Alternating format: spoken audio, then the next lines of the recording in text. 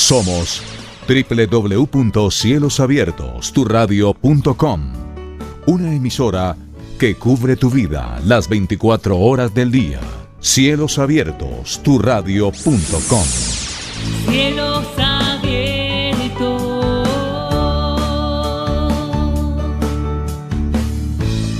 pasaporte a una nueva vida.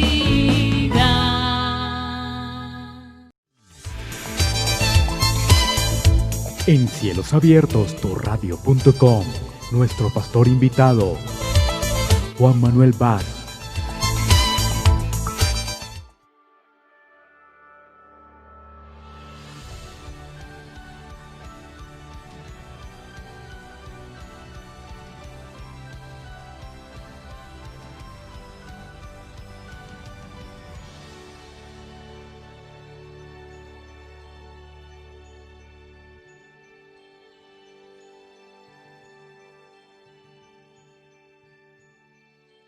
El título del mensaje de hoy es Una vida cristiana digna.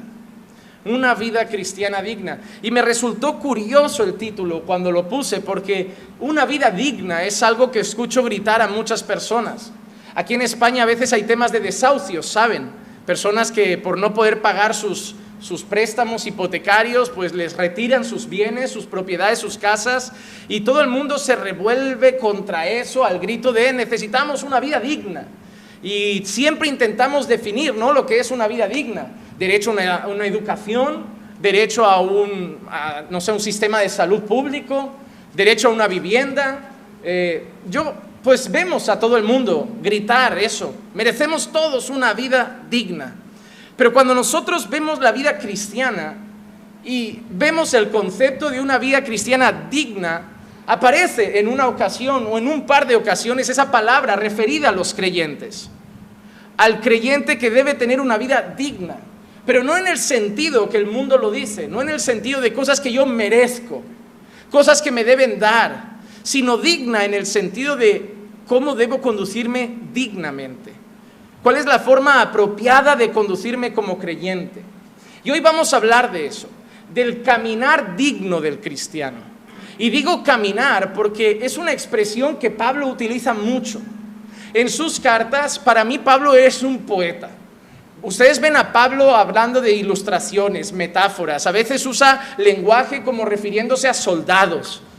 A veces se refiere a la armadura de Dios, un lenguaje militar. A veces habla del lenguaje de juicio. ¿Quién condenará? ¿Quién acusará a los hijos de Dios? Esos son lenguajes típicos de cosas de tribunales, un lenguaje legal. A veces usa lenguaje deportivo. Nos llama atletas, a correr una carrera, a pelear una batalla. Pero lo que sí Pablo hace muchas veces es referirse a la vida cristiana como un caminar. Y yo en parte lo entiendo, porque la Biblia nos llama a los creyentes peregrinos.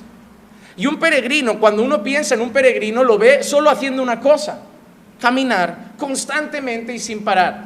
Nosotros estamos en España, tenemos el famoso Camino de Santiago, en el cual en verano vienen cantidad de peregrinos de muchos países a hacer ese camino a pie, un largo recorrido que dura días, a veces semanas, y los más aventureros a veces más de un mes, caminando incluso desde otros países, como Francia, para acabar en Santiago de Compostela. Nosotros vemos ese peregrinaje en la vida del cristiano, y Pablo se refiere al creyente como eso, como alguien que camina, que constantemente está caminando, que está andando. Y Pablo nos dice cómo debe ser ese caminar del creyente, cómo debe caracterizarse ese caminar del creyente. Y hoy hablaremos de eso, de 6 características del caminar del creyente. 6 características que definen cómo un creyente se debe conducir. Y lo vamos a hacer en la primera carta de Pablo a los Tesalonicenses, el capítulo 4 y los versículos del 1 al 12. No voy a leerlo ahora entero, sino que voy a ir poquito a poco viendo cada una de las características y los versículos que lo respaldarían, por decirlo de alguna manera. Primera carta a los Tesalonicenses, capítulo 4, versículos 1 al 12. Es un texto extenso y yo sé que soy el típico predicador que cojo 2 versículos y tardo hora y media. Y yo sé que algunos que me conocen han visto 12 y piensan, como hoy No hay prisa. Como mañana el pastor sabe que es festivo. Hoy he acogido 12 y esto se va a volver vigilia. Pero tienen buena suerte porque tengo un compromiso familiar y me voy a ajustar al horario. Así que vamos a por esas 6 características del caminar del creyente. Característica número 1. Me encanta, cada día en esta iglesia más gente trae libreta. Esto es cosa buena, hermano. Esto es cosa buena. Eso les sirve, ¿sabe para qué? No solo para estudiar. Eso mañana vienen, visita a casa, tienen que hacer un devocional, culto familiar, y les sirve como nota para mañana llevar un mensaje a otro sitio. Y seguro que lo expondrán mejor que yo. Característica número 1. El caminar del creyente. El creyente camina para agradar a Dios. Número 1. El creyente camina para agradar a Dios. Y hermano, esto parece absurdo decirlo, no es lógico, pero es importante recordarlo. Caminamos para agradar a Dios. Versículo 1 del texto citado. Por lo demás, hermanos, os rogamos pues, y os exhortamos en el Señor Jesús, que como habéis recibido de nosotros instrucciones acerca de la manera en que debéis andar y agradar a Dios, como de hecho ya andáis, así abundéis en ellos más y más. Hay una cosa que me encanta de Pablo, y hermanos, reconozco que yo tengo que aprender de eso. Yo y muchos, o todos. Pablo les está diciendo al principio, hermanos, os rogamos. ¿Recuerdan Romanos 12? Os ruego por las misericordias de Dios. Hermano, ¿tú te imaginas a los apóstoles de hoy rogando, suplicando, con esa actitud de humildad? Hermano, Pablo tenía autoridad dada por Jesucristo. Podía llegar a la iglesia y decir, soy el apóstol Pablo, nombrado apóstol por el mismo Dios, y lo que yo diga se hace y punto. Pero no venía así, venía rogando. La palabra ruego es una expresión humilde, una expresión de alguien que te pide algo con amor, por preocupación, alguien que quiere lo mejor para ti y te suplica que le hagas caso porque lo que te va a decir es bueno para ti, es importante y quiere que lo atesores y lo escuches. Hermano, para mí el apóstol Pablo no solo era un apóstol o un misionero, es el corazón de un pastor humilde, que aunque sabe que el Señor le ha delegado cierta autoridad en la congregación para cuidar y pastorear, sabe que el liderazgo que el Señor le ha entregado es un liderazgo de servicio. Hermano, eso es una lucha, porque vivimos en un mundo en que cuanto más escalas, más mandas, pero en la casa del Señor, cuanto más escalas, más sirves. Y eso debemos saberlo siempre. No podemos hablar a los hermanos de la iglesia como si fuéramos dueños de sus vidas. Yo no decido con quién se casan, qué coches se compran, si cogen o no cogen un trabajo, si se mudan o no se mudan, si se van a vivir a una ciudad o a otra, si compran un piso o no lo compran. Son cosas que yo no tengo derecho a decidir. Si alguno quiere algún día pedir consejo, yo puedo, como buen amigo o alguien que ama, cuidar de dar un consejo sabio, pero yo no tengo derecho sobre sus vidas. Hermano, a mí no se me ha conferido bíblicamente ningún derecho sobre sus vidas. A mí se me ha conferido un servicio sobre sus vidas. Yo debo ser un cuidador de sus almas. Y eso se está perdiendo hoy en la iglesia. Pablo entra con ese ruego y les dice lo siguiente: os rogamos pues y exhortamos en el Señor Jesús. Y recuerdo, exhortar no significa corregir, que muchas personas vienen de algunas denominaciones que no sé qué se han metido en la cabeza con que exhortar es corregir, pero si tú lo lees en la Biblia, cada vez que aparece verás que no tiene sentido. Pablo dice, os rogamos y os exhortamos, te ruego y te corrijo. No, la palabra exhortar significa animar a algo, alentar a algo. Lo que Pablo está haciendo es alentar a los hermanos a una cosa. ¿Y qué dice? Que como habéis recibido de nosotros instrucciones acerca de la manera en que debéis andar y agradar a Dios. Hermano, todos vivimos para complacer a alguien. No sé si lo sabían. Todos vivimos para complacer a alguien. Y ese alguien a lo largo de la vida varía. A veces vivimos para complacer a los jefes. A veces vivimos incluso para complacer a los pastores porque tenemos algún interés en ello. A veces recién tenemos la chica que estamos conociendo y nos hemos enamorado y nuestro mundo gira en torno a esa persona. Luego cuando nos casamos parece que el mundo ya no gira tanto en torno a esa persona, ¿no? Ya como que nos hemos acostumbrado. Yo creo que a muchos en el matrimonio le pasa lo que me pasa a mí con Barcelona. Cuando viene familia o alguien de lejos que nunca ha pisado Barcelona y lo llevas al Arco del Triunfo, a la Sagrada Familia, al Tibidabo, es como, ¡wow! Y tú vas ahí como, a ver, haz la foto y vámonos ya. Y luego te paras a pensar y dices, no, de verdad, a veces hay gente en Facebook o algo que sube vídeos de Barcelona, y yo, es que es precioso. Pero yo paso ya tanto por ahí que me parece que solo me huele mal. Ya ni veo los edificios. Ahora paso por la Sagrada Familia y lo único que pienso es, qué lentos van. ¿Hasta cuándo? Yo veo eso. Pero en el matrimonio ha pasado lo mismo. Tu mujer es la misma mujer de la que te enamoraste, pero parece que te has acostumbrado a eso. Y ya como que, ay, pasa, como con la Sagrada Familia. Dura demasiado. Pero es así. Y debemos luchar contra esas cosas. Porque eso no es bueno, hermano. ¿Saben por qué lo digo? Porque les pasa también con Dios.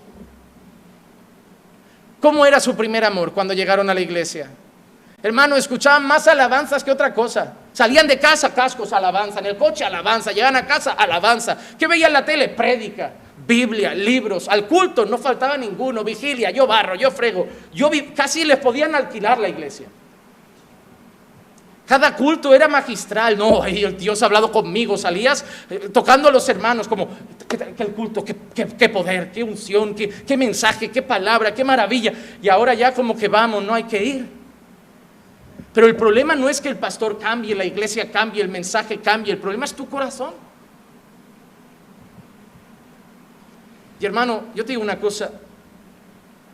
No nos acostumbremos a Dios porque Dios sigue siendo igual de sorprendente. Dios sigue siendo igual de majestuoso, igual de santo, igual de grandioso, igual de misericordioso, bondadoso, amoroso. Digno de nuestro amor, devoción y admiración. Hermano, Dios no puede ser la Sagrada Familia para que nos acostumbremos a verlo. Dios debe admirarnos todos los días. Debemos quedar admirados por Dios todos los días. Y eso hay que buscarlo.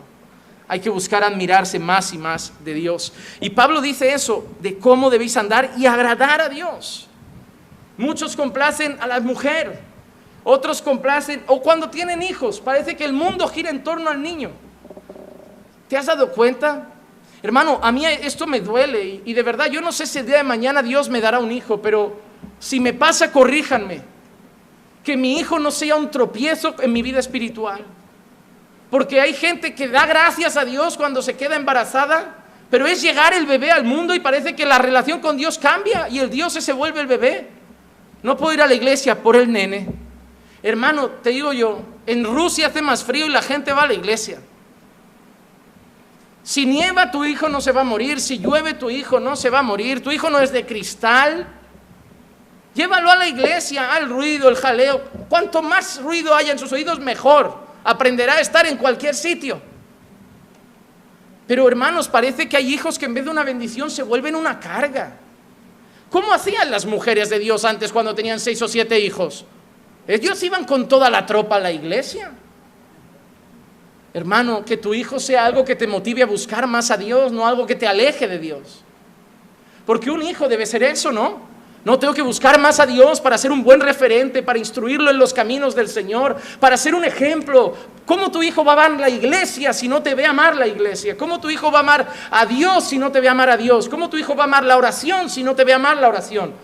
Cuando llega el niño, hermanos, hay más responsabilidad, hay más motivo para buscar a Dios. Hay más motivo. Yo sé que hay etapas difíciles, cansancio, pero hay que luchar contra eso. Gente que quiere agradar a los jefes, gente que quiere agradar al marido, a la mujer, a los hijos, y muchos se quieren agradar a sí mismos.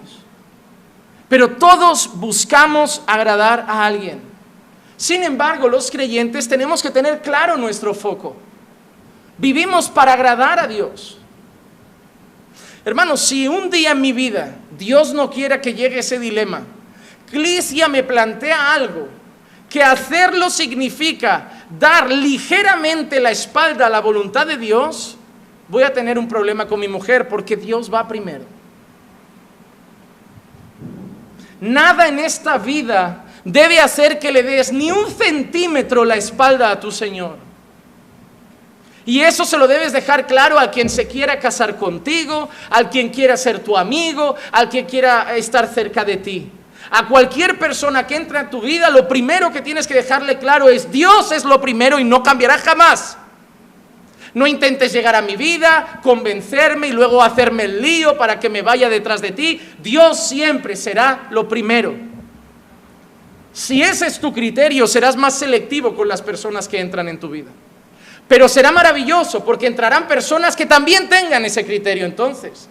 Y no hay nada más mejor que formar un entorno en tu vida de personas que tienen a Dios en primer lugar.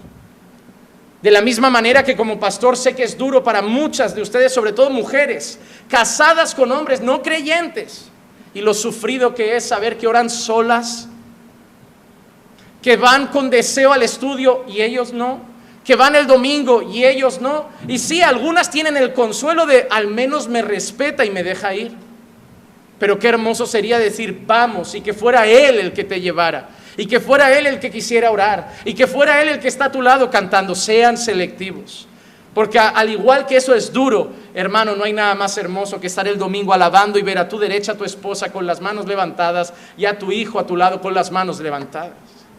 Rompe mi corazón cuando una persona adora a Dios sin su familia, y es hermoso a los ojos míos cuando veo a toda una familia adorando al Señor, porque creo que ese siempre fue el plan de Dios. Pero para eso debemos tener clara una prioridad: vivo para agradar a Dios.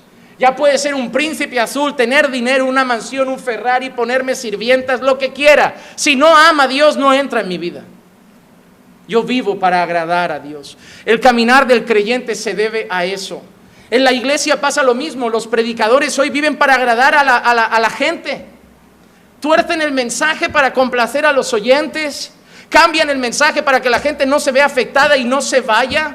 Pero hermano, Pablo no solo le dice a los hermanos de Tesalónica que agraden a Dios, que caminen agradando a Dios, que busquen agradar a Dios, sino que Pablo mismo es un ejemplo de ello. A Pablo, cuando lo confrontaban por su mensaje, siempre decía algo: ¿acaso busco el favor de los hombres? Gálatas 1:10 dice: porque busco ahora el favor de los hombres o el de Dios, o me esfuerzo por agradar a los hombres. Si yo todavía estuviera tratando de agradar a los hombres, no sería siervo de Cristo. Qué palabras duras de Pablo, ¿verdad? Pablo deja una cosa clara: todo aquel ministro del Señor que viva para agradar a los hombres no es un siervo de Cristo.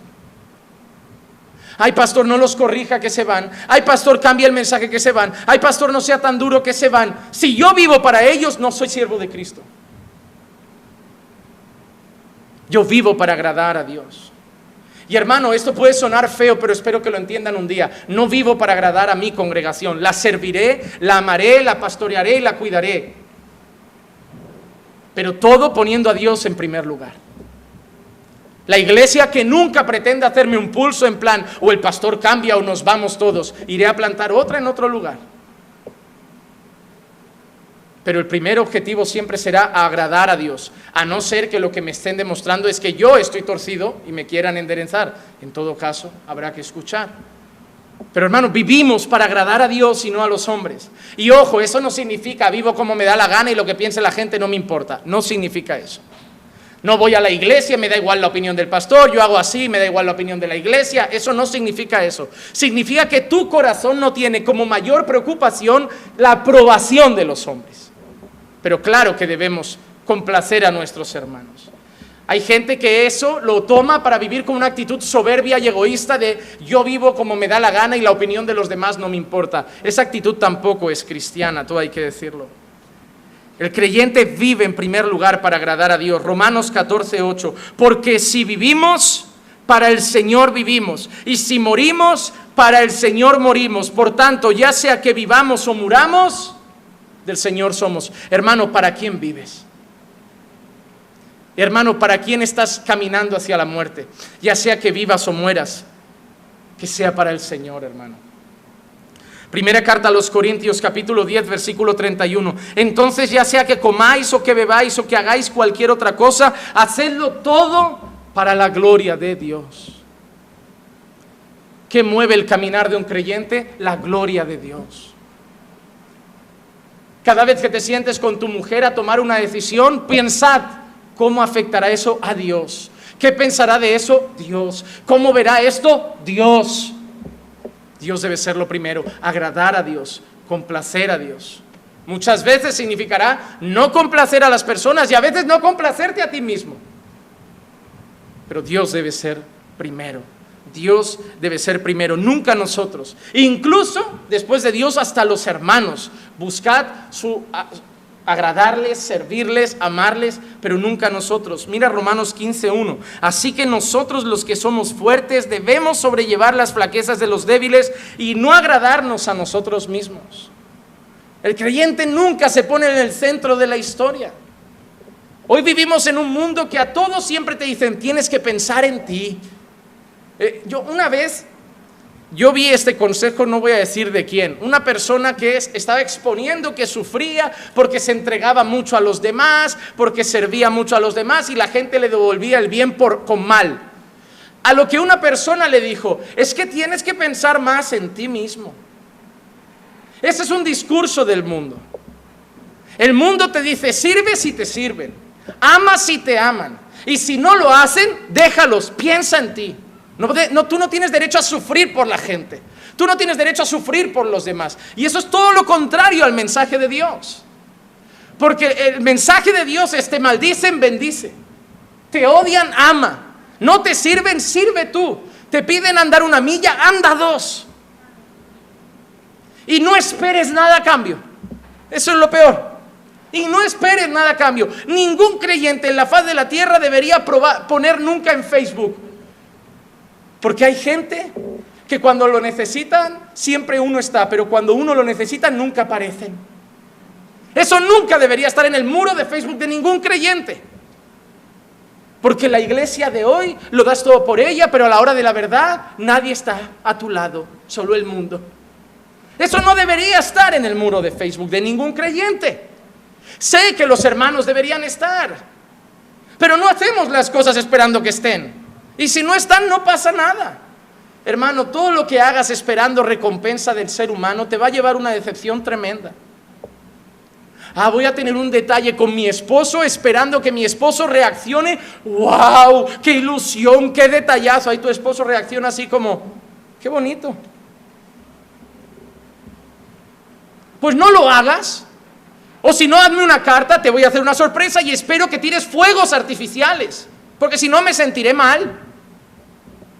Pero eso entonces no lo has hecho por mí, lo has hecho por ti. Querías la alegría de la recompensa de tu actitud. Es como cuando la gente me hace a mí una fiesta de sorpresa de cumpleaños, es lo peor que me pueden hacer. Porque la gente cada vez que me ha hecho a lo largo de la historia fiesta sorpresa, Clicia me tiene que preparar de antemano. Emociónate, pon cara alegre. Llevan 30 días ahí juntando para el regalo, esforzándose. Al menos finge. Y yo llego, ¿hasta cuándo, Clicia? ¿Ya? Pero no lo puedo evitar, es que no me nace, no soy dado a las fiestas, no soy dado a esas cosas, pero lo tengo que intentar por ellos, porque sé que han puesto el corazón en agradar, pero la verdad es que es como cuando uno da un regalo y regala lo que a uno le gusta a la otra persona, si es para el otro.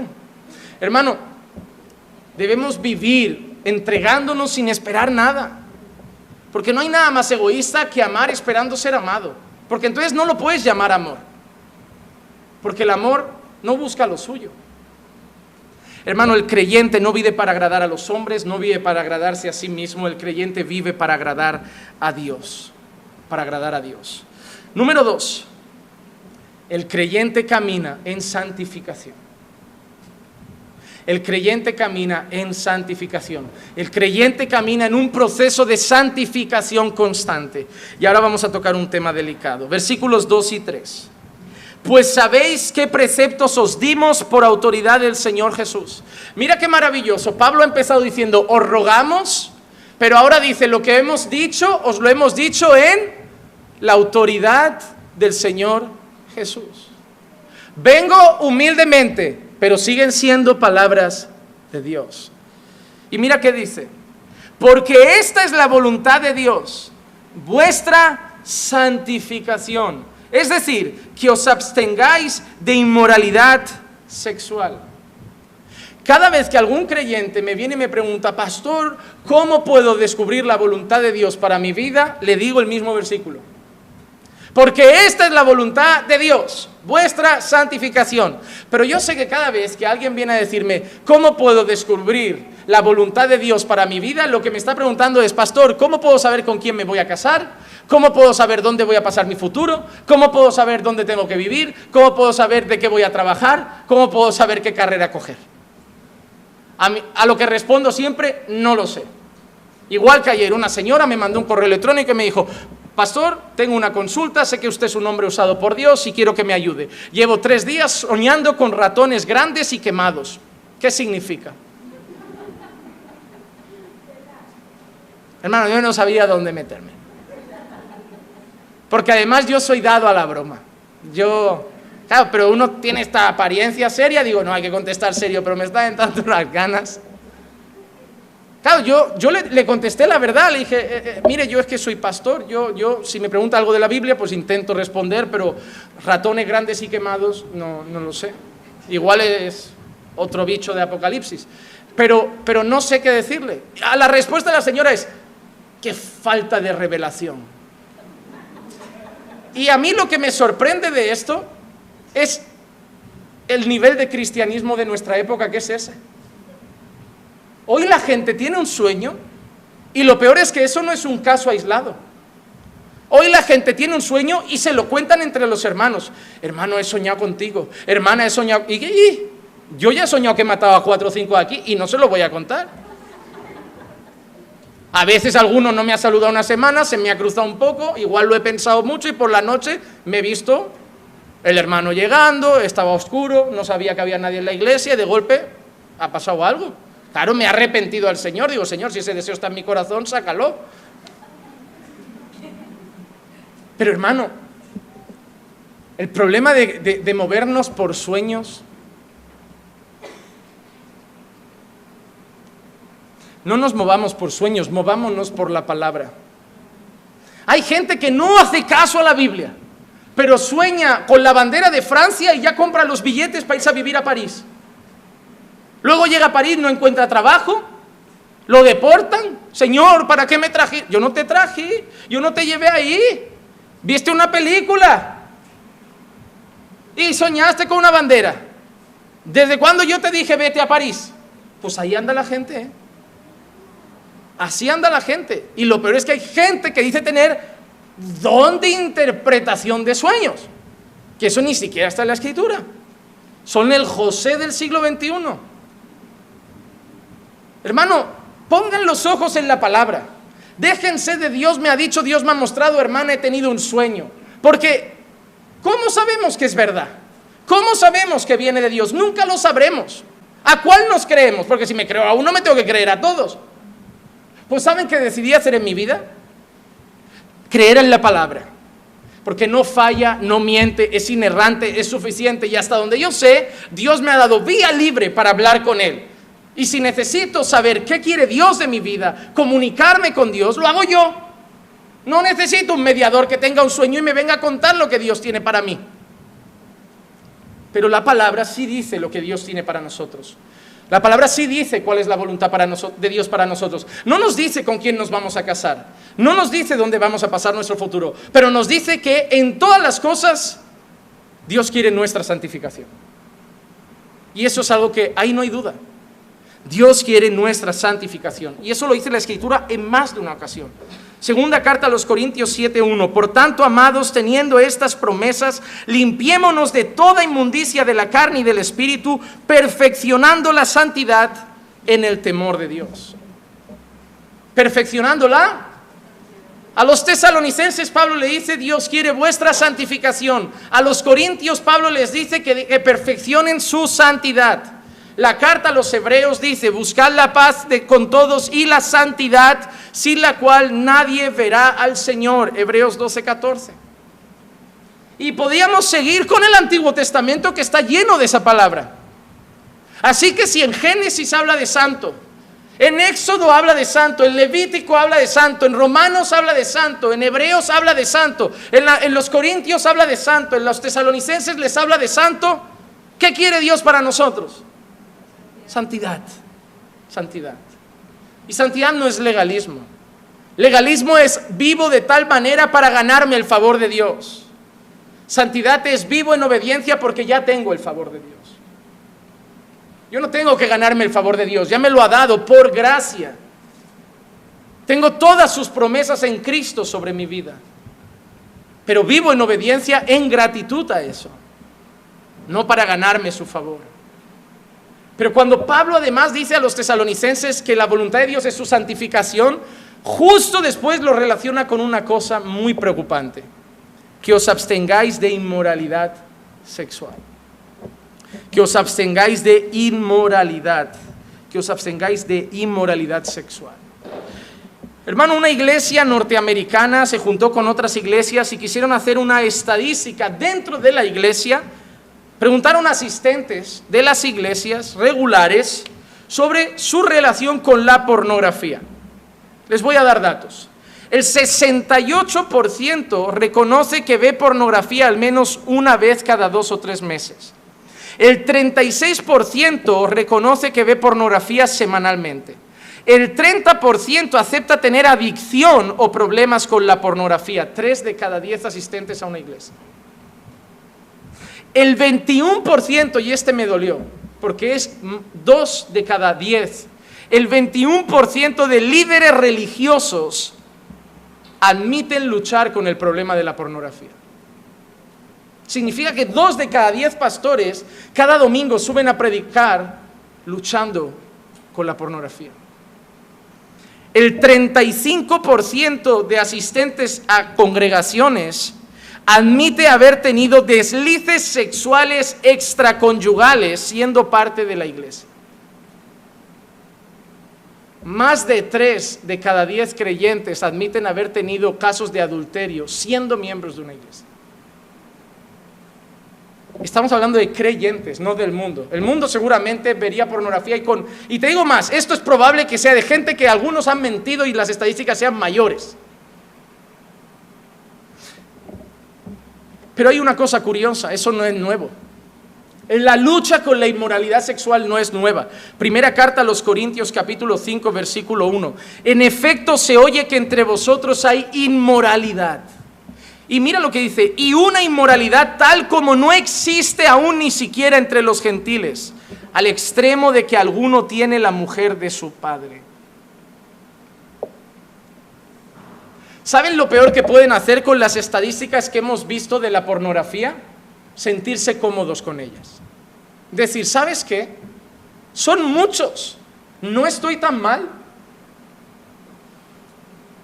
Porque yo no he expuesto las estadísticas del problema con la pornografía para que usted se sienta cómodo pensando que está tan mal como muchos, sino para que seamos conscientes que desde que la iglesia no predica contra el pecado, desde que la iglesia no predica sobre santidad, desde que la iglesia no predica sobre el infierno, desde que la iglesia no predica sobre esto, el pecado gobierna.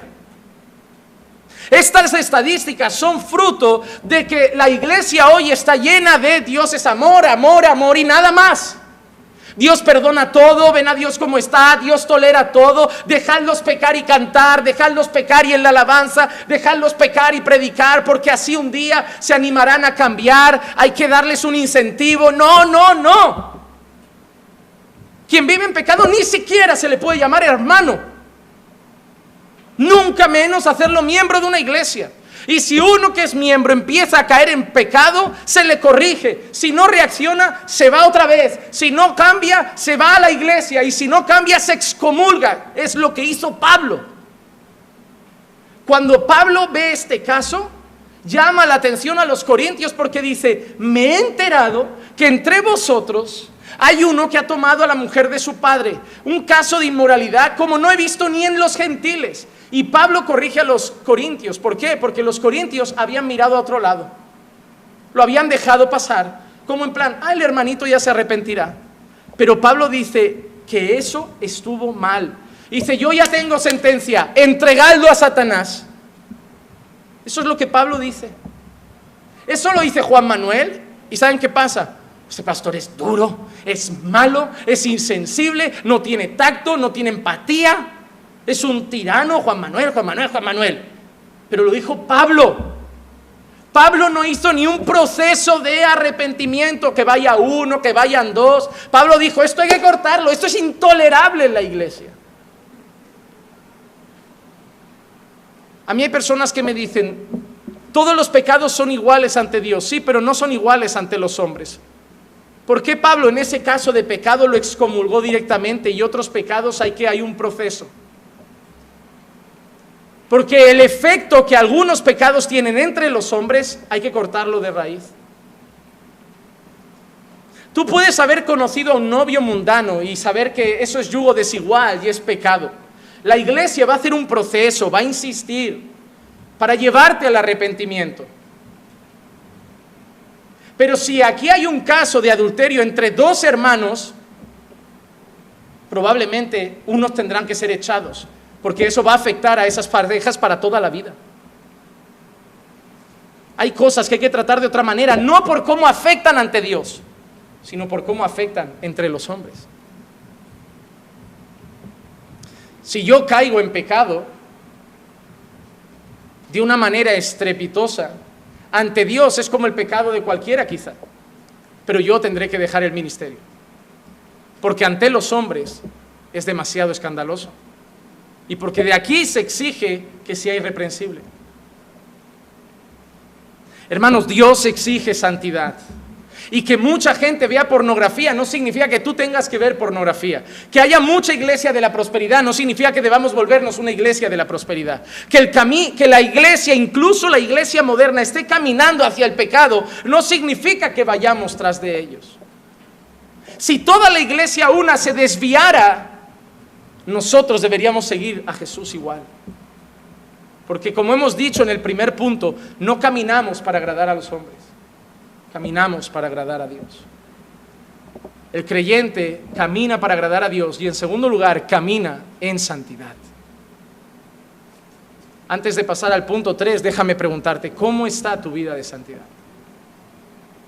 Hermano, la santificación, a diferencia de la justificación, que es un momento, la santificación es un proceso.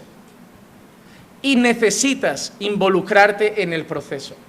No te puedes quedar en una hamaca tumbado, esperando que todas tus tentaciones y luchas carnales desaparezcan solas.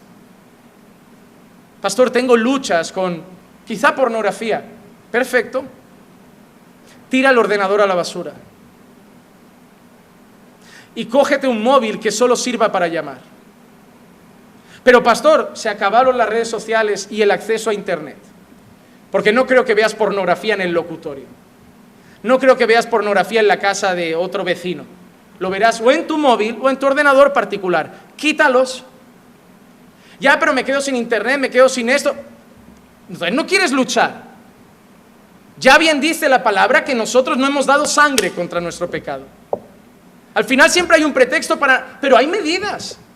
Si no tienes internet, si no tienes un teléfono móvil con acceso a internet y no tienes un ordenador particular, ¿cómo vas a ver pornografía? Ya te estás poniendo barreras. Ahí empieza la lucha. Ahí empieza la lucha. Es que pastor, mira, tengo un problema con el chisme. Deja de quedar con esas personas. No vayas siempre pensando, hoy me controlo. Deja de quedar, corta de raíz. Corta. Hermano, hay que poner barreras. No nos podemos quedar en una hamaca pensando que las ganas se nos van a ir solas del corazón. No, la santidad, Dios ha dado medios de gracia para crecer en santidad. Comunión con la iglesia. ¿No te das cuenta que tu carácter cada vez es más feo cuando más tiempo pasas lejos de la iglesia? Mire, les voy a decir algo y lo digo con cariño. Soy su pastor, lo digo con cariño. Yo esto ya se lo dije a Eclesia. La cuarentena se ha notado en algunos. Solo hay que mirarles la cara. Vienen tocados en cuanto al carácter. Me apostaría a decir que las vidas de oración en cuarentena han sido pobres de esas personas. Y si los preguntara y me contestaran con sinceridad, me lo reconocerían. El carácter empieza a cambiar. Hábitos empiezan a cambiar. Nuestras contestaciones a nuestro cónyuge empiezan a cambiar. ¿Por qué? Porque nos relajamos. Dios nos ha dado medios de gracia, comunión con la iglesia, oración, ayuno, palabra, alabanza, todo. Llena tus días de eso y verás cómo creces en santidad. No puedes pretender trabajar todo el día, llegar a casa, ponerte Netflix y crecer en santidad. No puede ser así. Entonces no me digas que tienes problemas, los quieres tener, porque tampoco te veo queriendo solucionarlo. Es como alguien que tiene cáncer y le digo, ¿pero has ido al hospital? No, vengo a casa, veo series, hago esto, pero hay que ir al hospital para empezar a tratarlo. No quieren curarse. Y hay gente que vive diciendo que tiene luchas, pero no pone remedio. Eso no son luchas, son deseos entonces. Porque si de verdad no quisieras, pondrías barreras. Yo conozco gente que por tener una tentación en el trabajo con un compañero, ha cambiado de trabajo y se ha ido al paro. ¿Ah, sí? Han preferido paro y buscar otro trabajo y vivir con poco durante un tiempo a seguir siendo tentado porque notaban que su corazón tenía ciertas inclinaciones. Pero quien quiere agradar a Dios a veces toma medidas radicales. Porque el dinero puede ser menos, pero valoro más mi relación con el Señor. Y si sigo ahí voy a cobrar a fin de mes, pero me puedo cargar mi relación con Dios y hasta mi matrimonio. ¿Qué es más importante? Hermano, en esta vida hay que tomar decisiones. El hombre vive para agradarse a sí mismo, entonces no pone barreras, porque vive para complacer esos deseos. Nosotros no podemos complacer esos deseos. Debemos poner muchas veces barreras. El creyente camina en santidad. Punto número 3. El caminar del creyente es diferente al caminar del no creyente. Mira qué curioso. Hoy no estoy diciendo nada muy interesante. Versículos 4 y 5. Que cada uno de vosotros sepa cómo poseer su propio vaso en santificación y honor, no en pasión de concupiscencia como los gentiles que no conocen a Dios. No en pasión de concupiscencia como los gentiles que no conocen a Dios. Tiene que haber una separación entre cómo se conduce el mundo a cómo me conduzco yo. El mundo se entretiene con pornografía, yo no. El mundo se deleita con vídeos en Facebook o en TikTok de chicas semidesnudas, yo no. El mundo se deleita con vídeos de humor de TikTok mexicanos o de latinos o españoles o americanos de gente emborrachándose, haciendo bromas pesadas, yo no. ¿Y por qué digo eso? Porque cada vez que me pongo a ver vídeos en Facebook, no sé qué pasa, que al bajar salen cosas que yo ni sigo, como relacionadas. Y hermanos, salen unas burradas que yo digo, yo no entiendo cómo a mí Facebook me censura cuando pongo algo de homosexualidad y salen gente medio desnuda. Y Facebook lo deja libre. Pero si a mí me aparecen esos vídeos, a los miembros de mi iglesia también. Pero solo cada uno sabe si para el dedo a verlo o lo pasa rápido. ¿Qué te divierte? ¿Lo mismo que al mundo? ¿Qué te entretiene? ¿Lo mismo que al mundo? Para ti, ¿cómo defines tú una buena noche? ¿Igual que el mundo? ¿Cómo defines tú una fiesta? ¿Igual que el mundo? El creyente debe caminar diferente al mundo. Y aquí Pablo dice que cada uno sepa poseer su propio vaso en santificación y honor, no como los gentiles que no conocen a Dios, no en pasión de concupiscencias. La expresión poseer su propio vaso puede significar dos cosas. Y yo digo las dos porque no sé cuál es realmente a la que Pablo hace referencia. Las dos me parecen lógicas. En primer lugar, creo que puede hacer referencia al propio cuerpo de uno. Porque la expresión vaso muchas veces en la Escritura hace referencia a nuestro cuerpo. Por ejemplo, segunda carta a los Corintios, capítulo 4, versículo 7. Pero tenemos este tesoro en vasos de barro para que la extraordinaria grandeza del poder sea de Dios y no de nosotros. O segunda carta a Timoteo, capítulo 2, 20 y 21. Ahora bien, en una casa grande no solamente hay vasos de oro y plata, sino también de madera y de barro, y unos para honra y otros para deshonra. Por tanto, si alguno se limpia de esas cosas, será un vaso para honra, santificado, útil para el Señor, preparado para toda buena obra. Entonces, por un lado, creo que Pablo puede referirse a esa vida de santidad diferente a los creyentes en cuanto a nuestro propio cuerpo. Cómo conducir nuestro propio cuerpo y nuestra propia vida. Por eso creo que se refiere a eso, porque dice, no en los deseos y las concupiscencias de la carne como los que no conocen a Dios, sino en santidad. Y creo que hace referencia a nuestra vida, a nuestro cuerpo. Pero en segundo lugar, puede hacer referencia, cuando habla del propio vaso, a una relación conyugal. A una relación conyugal, porque justo antes Pablo ha avisado de abstenerse de inmoralidad sexual, y normalmente Pablo utiliza ese término para el adulterio muchas veces, y es posible que Pablo se esté refiriendo a tratar a nuestra vida sexual de pareja en santidad y honor, en santidad y honor. Pablo puede referirse incluso a las citas, el compromiso a ser puros, el cuidado con el pecado sexual. Cuando gente nueva llega a esta iglesia y nos preguntan qué creemos del noviazgo, la manera más rápida de responder es que no creemos en el noviazgo. Porque el noviazgo, según el mundo, es: me gusta un chico, chica gusta a chico, chica queda con chico, chica empieza a besar a chico, chica se cansa de chico, chica deja a chico, chica gusta a otro chico, chica empieza a quedar con chico, chica besa a otro chico, chica se cansa de chico, chica deja a chico. Y eso en la iglesia es intolerable. Si una persona en esta iglesia besa a más de uno de esta iglesia, lo excomulgo. Es intolerable. Esa es la manera de conducirse del mundo. Un noviazgo carnal, que se besa, que se abraza y se acaricia, se ama, se promete el amor. A mí me da pena, porque así se conduce el mundo. Vemos un cuerpo bonito, me apetece quedarme, voy al cine, voy hasta tarde porque tengo 18 y salgo, y por la noche me divierto, llego al portal, te dejo y te doy un besito, empiezo a escribirte WhatsApp por la noche: ¿qué haces? ¿Qué haces? ¿Qué voy a hacer a las 10 de la noche? Vete a dormir. Soy una mujer, respétame, hónrame. ¿Has hablado con mi padre antes de escribirme por WhatsApp? Es la autoridad sobre mi vida.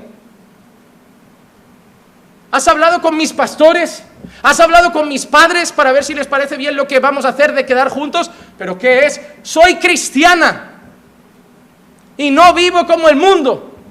Hay gente que controla mi vida y la guarda para que el día que me case con alguien como Dios manda. Y no que venga el primero a echarme 4 piropos y me diga que me ama como a 4 anteriores. Cuidado con esas citas mundanas que están entrando en la iglesia.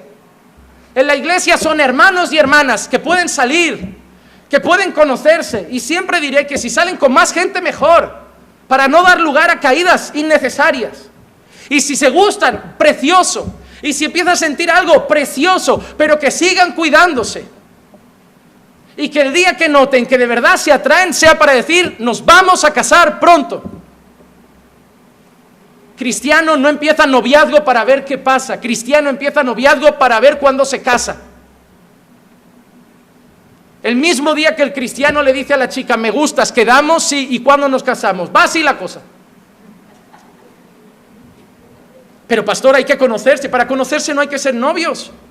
Hay gente que se casó con un amigo porque lo conocía, sabía lo que le gustaba, lo que no le gustaba, qué valores tenía, qué principios tenía.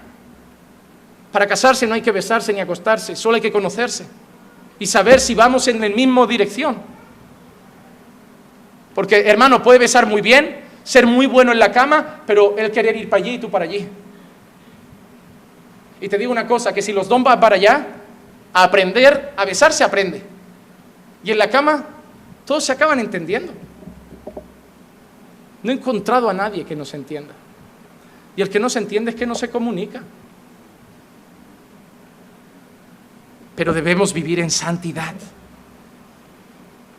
Primera carta a los Corintios 6, 19 y 20. ¿O no sabéis que vuestro cuerpo es templo del Espíritu Santo, que está en vosotros, el cual tenéis de Dios, y que no sois vuestros? ¡Wow! ¿No eran nosotras parimos, nosotras decidimos? No somos nuestros. Hermano, tú y yo somos propiedad de Dios. Tú y yo somos propiedad de Dios. A mí cuando alguien me pregunta, pastor, ¿está bien hacerse un tatu? ¿Está bien ponerse un piercing? Y yo le digo, pregúntaselo al dueño de tu cuerpo, ¿yo qué te voy a decir? Si le quisieras hacer algo a mi coche, yo te doy permiso o no. Si le quisieras hacer algo a mi casa, yo te doy permiso o no. Pero tu cuerpo, pregúntale al dueño. Ves a Dios en oración y le, Señor, quiero perforarme esto tan hermoso que tú me diste. Porque he visto un queso que venden en el Mercadona que está lleno de agujeros y queda estético. Y he pensado hacerlo con mis orejas. A lo mejor Dios te dice, oye, pues sí, ¿por qué no lo pensé cuando hice a Adán un par de piercings? Hubiera quedado más molón. O un dragón en la espalda, a lo mejor la serpiente se hubiera asustado si le hubiera tatuado a Eva un dragón en la espalda. A lo mejor ni se hubiera puesto a hablar con ella. Todo eso son modas. Modas que si hubieras nacido hace 20 años ni te lo planteas. ¿Tú sabes por qué te luchas con el pastor cuando el pastor dice el bikini no es apropiado para una cristiana? ¿Saben por qué se enfadan? Porque han nacido en sus países. Porque si hubieran nacido en Dubái, ni se lo plantearían.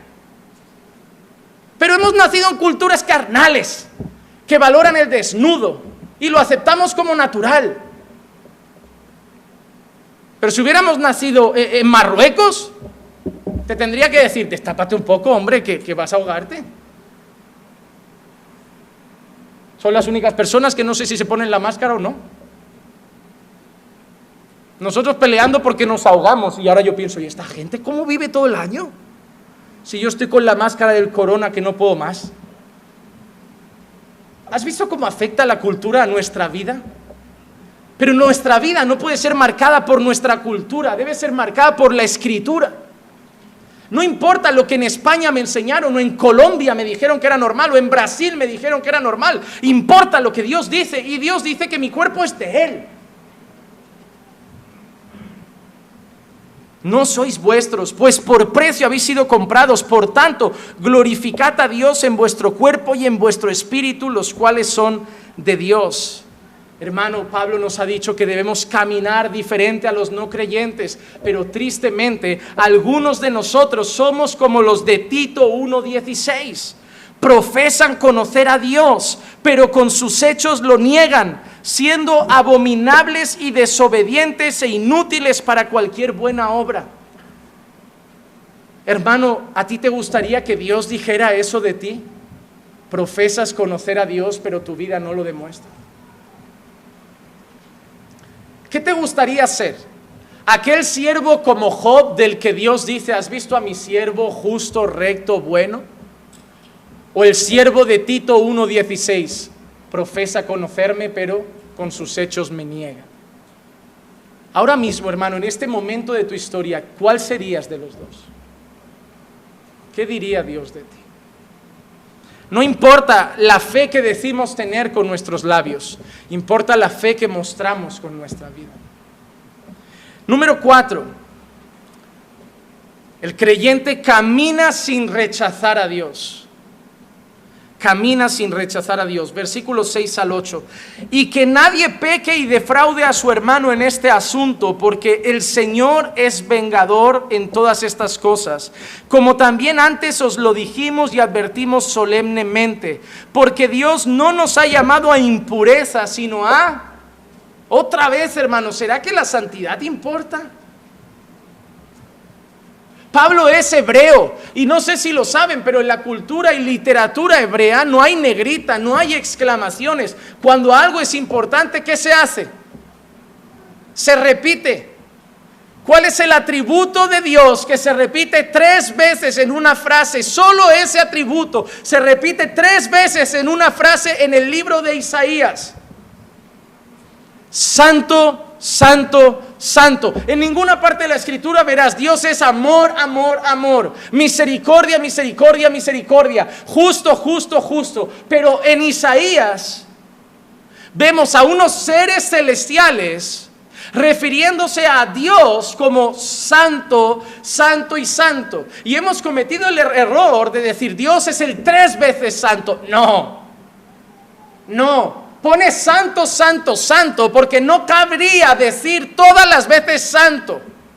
Porque si pudieran seguir hablando, seguirían hasta hoy diciendo santo, santo, santo. Porque en las 3 veces santo, no es que Dios es 3 veces santo. Eso es poco todavía. Significa que Dios es santísimo, que su santidad se excede todo conocimiento. Nunca tú y yo podremos definir la santidad de Dios, ¿sabías? Si alguien una vez te preguntara, ¿cómo de santo es Dios? No podrías definirlo bien. Sin mancha, no podríamos, no sabríamos cómo. Sobrepasa cualquier definición que entre en la boca nuestra. Cuando algo era importante, Jesús a veces decía, de cierto, te digo. ¿Por qué decía de cierto 2 veces? Es un énfasis añadido. Pues Pablo en este texto ha vuelto a recalcar la santificación. La santificación, porque es el énfasis del texto. El énfasis del texto es la santificación. Y mira que dice el versículo 8, por consiguiente, el que rechaza esto, ¿qué es esto? Lo que Pablo acaba de decir, la vida en santidad, no conducirse como los impíos, conducirse para agradar a Dios, conducirse en pureza sexual. Dice, quien rechaza esto, no rechaza al hombre, sino al Dios que os da su Espíritu Santo. El que decide no cuidar su pureza y santificación vive rechazando la voluntad de Dios para su vida. Mientras el hombre vive queriendo conquistar sus deseos carnales, la voluntad de Dios es que conquistemos la pureza. La pureza. ¿Vas a rechazar tus deseos o vas a rechazar a Dios? ¿Cuántas veces en tu vida has rechazado ya a Dios con tus actitudes? ¿Cuántas veces en tu vida has gritado a alguien cuando Dios te ha dicho que tu palabra sea con gracia? ¿Cuántas veces en tu vida has dicho una palabra malsonante cuando Dios ha dicho que las palabras no deben ser así? ¿Cuántas veces en tu vida has comentado algo del prójimo que no estaba presente cuando Dios ha dicho que eso es pecado? ¿Cuántas veces en tu vida has tratado mal a tu esposa cuando Dios dice que el que no ama a su esposa a sí mismo no se ama? ¿Cuántas veces con nuestra vida, hermanos, rechazamos cada semana a Dios? El caminar del creyente no rechaza a Dios. No rechaza a Dios. Acepta sus palabras, acepta el deseo de santidad para nuestra vida y vive en sintonía con la voluntad del Señor.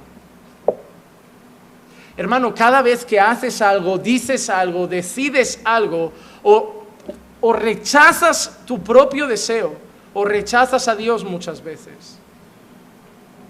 ¿Quién es lo primero en tu vida? ¿Tú mismo o el Señor? Tú mismo o el Señor. Número 5. El creyente debe caminar en amor fraternal. Nada de lo que hemos dicho sirve si no tenemos amor por nuestros hermanos. Es curioso, pero para Dios ninguna vida piadosa y pura que lleves sirve de algo si no amas. Porque eso es lo que hacían los fariseos. Aparentemente vivían en santidad, pero con un corazón lleno de odio. Jesús dice que eso no puede ser. Versículos 9 y 10, Pablo dice, mas en cuanto al amor fraternal, no tenéis necesidad de que os escriba nadie, porque vosotros mismos habéis sido enseñados por Dios a amaros unos a otros. ¿Quién ha enseñado a los tesalonicenses? Dios. Dios ha sido el maestro de nuestros hermanos en amarse unos a otros, porque en verdad lo practicáis con todos los hermanos que están en toda Macedonia. Pero os instamos, hermanos, a que abundéis en ello más y más. Ya dice Pablo, sé que os amáis, lo estáis demostrando, pero quiero que lo hagáis más. Hermano, déjame decirte algo, el amor nunca es suficiente. Siempre se puede amar más. ¿Cómo que los tesalonicenses lo habían aprendido de Dios? Hermano, Jesús enseñó a amar. En primer lugar, con sus enseñanzas. Juan 13, 34, 35. Un mandamiento nuevo os doy, que os améis los unos a los otros, como yo os he amado, así también os améis los unos a los otros. En esto conocerán todos que sois mis discípulos, si os tenéis amor los unos por los otros. Jesús no solo nos enseña con sus enseñanzas, sino que nos enseñó con su ejemplo. Juan 15, 13. Nadie tiene mayor amor que este, que uno dé su vida por sus amigos. Jesús nos enseñó con su boca que debíamos amarnos y demostró con su sacrificio cómo era ese amor. Pero así como Pablo dice, no solo debemos amarnos, sino que debemos abundar en ello más y más. Primera carta a los Tesalonicenses, capítulo 3, versículo 12, dice así: y que el Señor os haga crecer y abundar en amor unos para con otros y para con todos, como también nosotros lo hacemos para con vosotros. Filipenses 1:9, y esto pido en oración, que vuestro amor abunde aún más y más en conocimiento verdadero y en todo discernimiento. Y punto número 6, el creyente debe caminar en honestidad. El creyente debe caminar en honestidad, versículos 11 y 12. Y a que tengáis por vuestra ambición el llevar una vida tranquila. ¿Cuál debe ser la ambición del creyente? Llevar una vida. ¿Y por qué vivís tan estresados?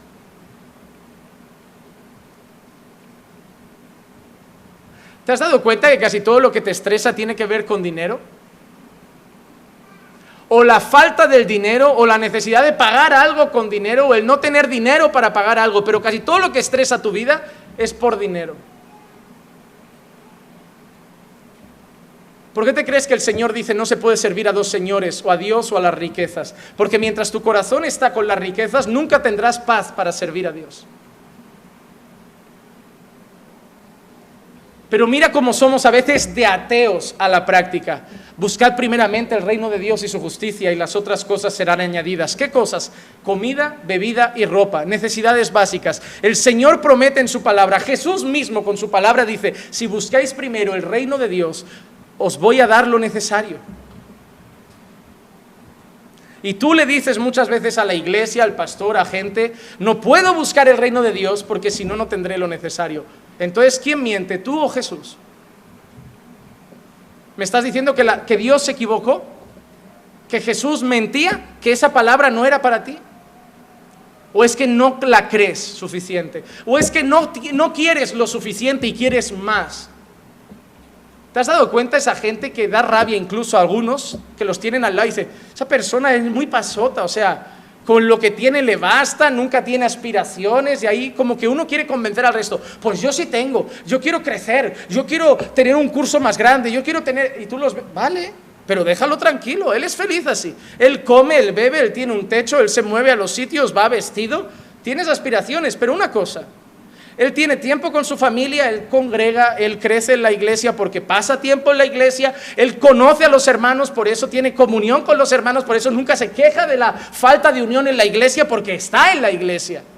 Tú te quejas de la falta de comunión, te quejas de la iglesia, quieres cambiar de iglesia, estás agobiado con el matrimonio, no tienes tiempo para tus hijos, no tienes tiempo para tu marido, no tienes tiempo para tu mujer. Pues yo te digo una cosa, tú tienes muchas aspiraciones, pero esa vida me da mucha más paz. Por eso alguien, creo que inspirado por el Espíritu Santo, dijo, teniendo que comer y que vestir, dad gracias. Estad contentos. Que yo no digo, hermano, que no esté bien querer crecer, pero que querer crecer no te robe nunca la paz, porque si no ese crecimiento se ha vuelto un ídolo. Está bien, voy a hacer lo posible. Siempre, hermano, yo siempre lo diré, primero tenemos prioridades. Si lo que yo quiero me lleva a desplazar mis prioridades como cristiano, eso no es para mí. A mí cuando alguien me viene y me dice, pastor, ya no voy a poder congregar, durante 3 meses no ir a la iglesia por esto, y digo, vale, yo no sé qué esperan que diga. Primero la decisión la han tomado, no piden consejo, solo informan. Y si esperan que yo les diga, muy bien, es lo más normal del mundo, no lo voy a decir jamás. Diré, bueno, es tu vida. Dentro de 3 meses veremos qué avivado estás o avivada estás, pero es lo que hay. Si esperáis desplazar la comunión con el pueblo de Dios y esas cosas, y que no afecta a vuestra vida espiritual, os engañáis a vosotros mismos. Si hay gente que se va un mes de vacaciones, y cuando vuelve ya está tocado. Yo siempre le digo a la gente, cuando vas de vacaciones, a donde sea, a Hawái, a Cancún, a las Maldivas, lo primero que buscas después de comprar el billete es una iglesia donde vayas a estar. Ah, pastor, pero es que la iglesia que hay es de esta denominación, vas. Pero es que es de las de, no sé, creen en apóstol, vas, da igual. Pero en casa no te quedes, hermano. Es un mes, sacrifícate. Mientras habla el apóstol, tú perdónalos porque no saben lo que hacen. Pero quédate ahí. También orarán, cantarán, harán algo. Pero quédate ahí. No me pongas la excusa de, es que no habían iglesias sanas en la ciudad donde estaba. Ah, lo que no está sano es tu corazón, bicho. No. ¿Qué? Yo tengo un mes de vacaciones, voy a buscar algo sano. Yo voy a buscar lo que esté abierto. No digo que, iba a decir, hasta una mezquita, pero no, ahí sí que oro en casa. Pero hermano, es así. Porque yo no sé tú, pero a mí estar lejos de la comunión con el cuerpo de Cristo, mi carácter va aflorando. Yo no sé qué pasa, que si estoy lejos de la iglesia me afecta a mi vida de oración particular, me afecta a mi vida de lectura particular. Mi lejanía del cuerpo me afecta a mi vida personal. A lo mejor tú me dices, pues a mí no, yo sé estar sin ir a la iglesia y súper bien con Dios. Pues hermano, gloria a Dios por eso, pero yo no. Y por experiencia te digo que pastoreo a un montón de gente que tampoco. Debemos caminar con honestidad. Versículos 11 al 12, como he dicho, que tengáis por ambición una vida tranquila y os ocupéis en vuestros propios asuntos. Hermanos, ocupéis en vuestros propios asuntos, no importa la vida de los demás. Esto no habría que decirlo, pero lo recordamos. Y trabajéis con vuestras manos, tal como os hemos mandado. Mira lo que dice el versículo 12, a fin de que os conduzcáis honradamente para con los de afuera y no tengáis necesidad de nada. Debemos conducirnos con los de afuera de forma honrada. ¿Saben qué noticia me llegó triste esta semana? En este tiempo de cuarentena se han cerrado en la zona, en todo lo que es Barcelona, Hospitalet, Cornellá, se han cerrado 18 iglesias evangélicas por incumplimiento de leyes. Hermano, eso no ha sido el enemigo. Eso ha sido la desobediencia a una normativa. Aquí, como dije, y me puso feliz, subió un policía, primero me dio rabia, luego me puso feliz.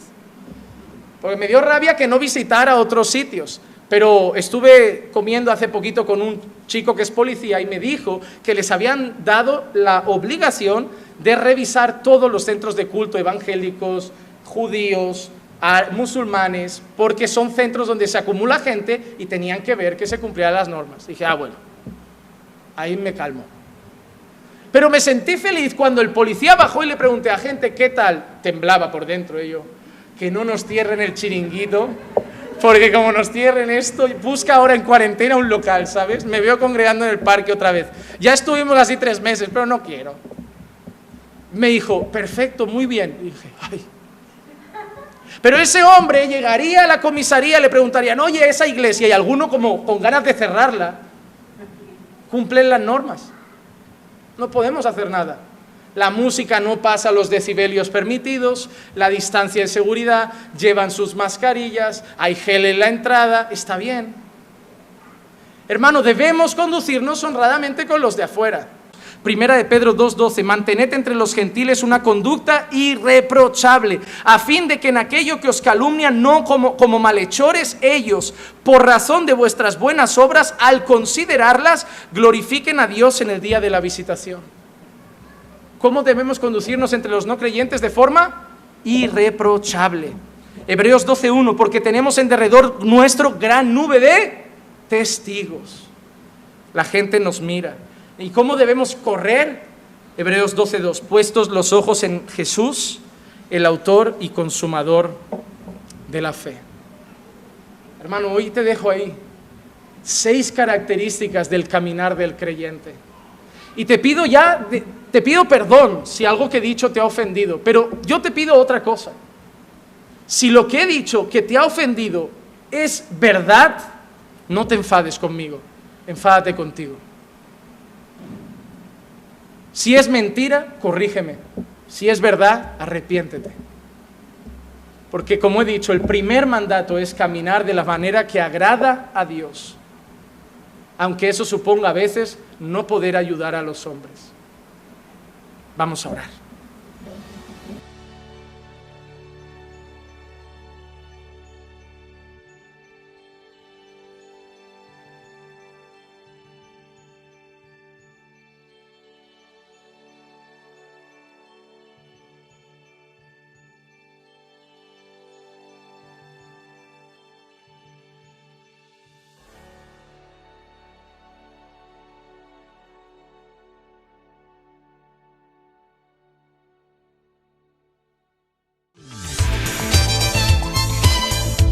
En Cielos Abiertos, turradio.com, nuestro pastor invitado, Juan Manuel Vaz.